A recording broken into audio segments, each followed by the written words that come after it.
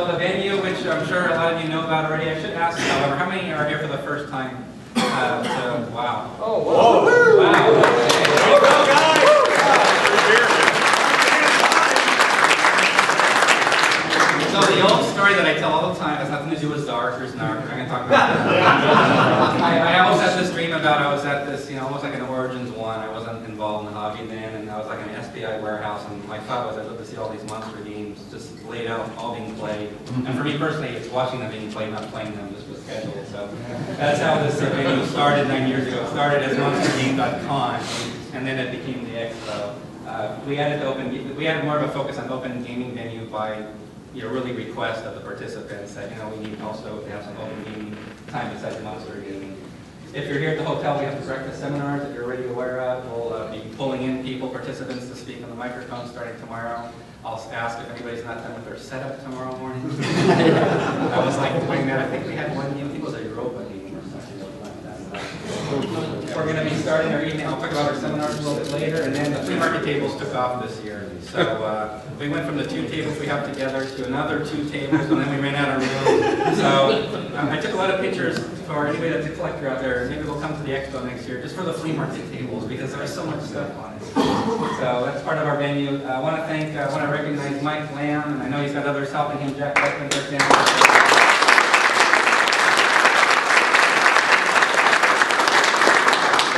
It's a lot of fun, and Kevin Lefevre won it last year, so he got free admittance, and he's here this year, so he got it for free. So if you win the campaign tourney, you'll be here for free next time. You can attend. Saturday night is the game auction in here. 9 o'clock is the actual start time. We'll have a walkthrough a little before that. If you're checking in items to place on auction, we have a separate schedule for that, which is around 7:30-ish or so. Check in items. The exhibitor sales area, how many people will know we have exhibitor sales room here? So we have that available every day. I'll be announcing that. Let's recognize also, Jack, where's Jack, by the way? Right there. There's Jack in the back who's taking.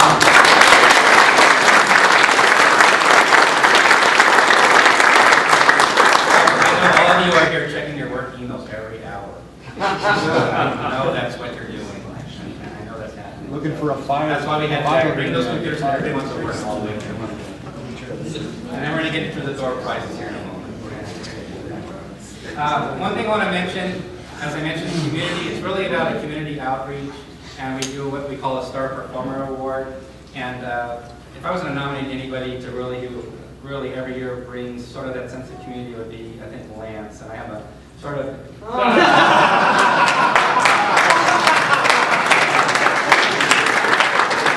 really about reaching out to others across the aisle. Is that one of the door prizes? Right? That's supposed to be part of our only at the library.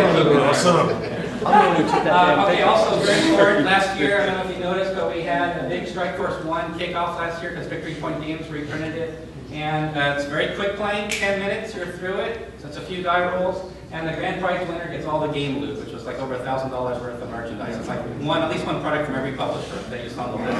So it's like 10 items, 12 items. Basically, it's to create havoc through the airport. If you're traveling back, how you gonna fit? You have to buy a suitcase. So that's going to be starting tomorrow night. I don't know the person's here that's running, I don't know, Michael's here right now, but we have somebody here who's running our one-day tournament tomorrow morning at 9 a.m. in the foyer area, and I'll be announcing that we have a Napoleonic Wars single round elimination tournament. We actually had a lot of sign-ups for this, so that's why I think we'll be finished in one day. And then we have Sword of Rome Friday at 9 a.m. and Age of Renaissance. It's going to be in the foyer area, and I'll be announcing it, but Michael Day is putting that on, has little trophies for the winner, etc. So I just want to let you know about that. And evening seminars, this is the list of seminars we're going to be doing this week. We're going to start tomorrow. Basically, it's real informal. I just basically see when people are up for doing their session and we get it going. So we have Doc Cummins here, who's going to be doing a World at War and Strategy and Tactics. Basically, they're 2 magazine arms. He's going to give us an update on that, as well as a company update. We have Alan Emmerich will be arriving, I believe, tomorrow, and Victory Point Games will be hosting the seminar. John Kisner and several people, I believe, we're looking to do a repeat of the OCS series seminar.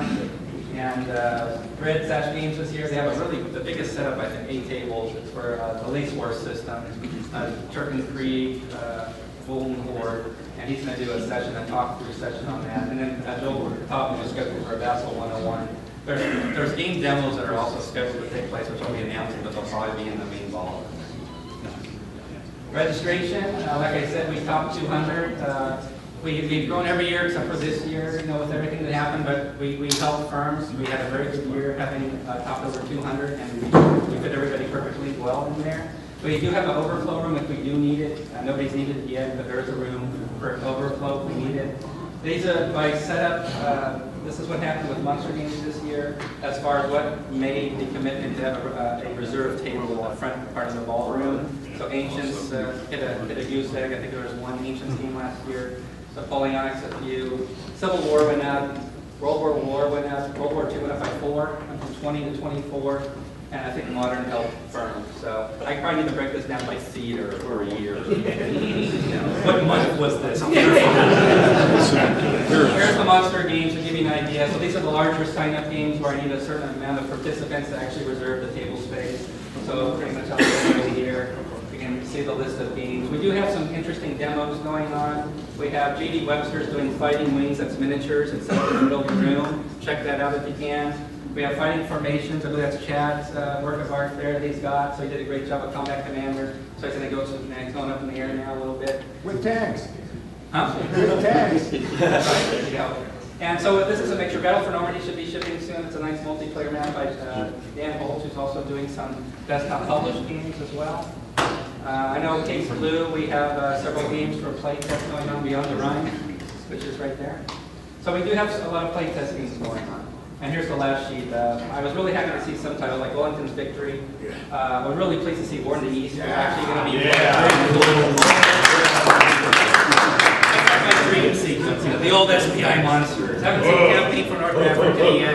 I think they tried War in the Pacific. Did they try? I think they tried War in no, it's the new Decision Games War in the Pacific. So we've had some people go for some project in Moscow. We've had Compass Games. Again, I'm really happy to see what Compass Games is doing. They're doing a lot of more titles, more active, and Proud Monsters are largely getting a nice treatment. Our first naval game in 9 years is set up. Our first naval game in 9 years is set up. Leyte Gold from Avalanche Press. Are you serious? A real good list of games. I gotta get a picture of that. And then as far as the open games, I believe we have a list here. These are games that have, I think, 5 or more sign-ups. It's open gaming, so it's not reserved tables, just to give you an idea.